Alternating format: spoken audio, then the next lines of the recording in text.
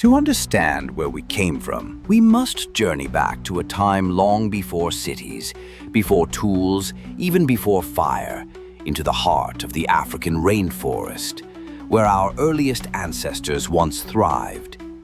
Humans belong to a large biological family known as the primates. This family includes monkeys, apes, and lemurs, but not all primates are closely related to us. Around 65 million years ago, after the extinction of the dinosaurs, primates began to diversify. Over time, one branch evolved into monkeys and another into the great apes, gorillas, orangutans, chimpanzees, and us.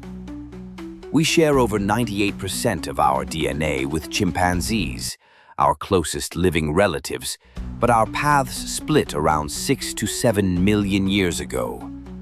This split didn't happen overnight. It was a gradual divergence, driven by millions of years of adaptation and isolation. Some primates remained in dense forests, while others ventured into grasslands, where a different kind of evolution took place. Those who adapted to this new environment began walking upright, a critical step in becoming human. One of the earliest known ancestors after the split is Ardipithecus ramidus, who lived around 4.4 million years ago. Ardi walked on two legs but still climbed trees.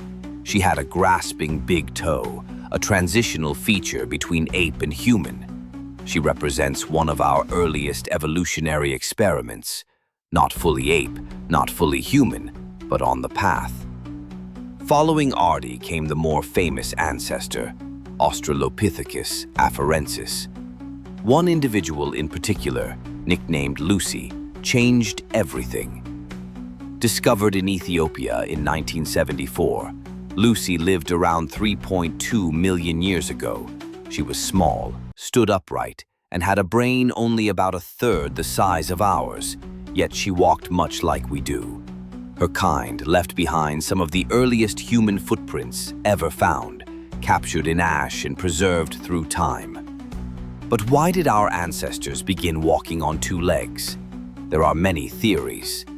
Standing upright may have helped spot predators, freed the hands to carry food, or allowed us to travel more efficiently in open terrain. Whatever the reason, it became a defining trait of the human lineage. These early ancestors had small brains, but big changes were underway. Their teeth were shrinking, hands becoming more precise, and their diets expanding. Slowly, they were becoming more than just clever apes. They likely lived in social groups, cared for their young, and perhaps even used basic tools. From the shadows of the forest to the light of the savanna, our ancestors were changing. Walking upright, adapting, surviving. They were still millions of years away from being human, but their journey had begun.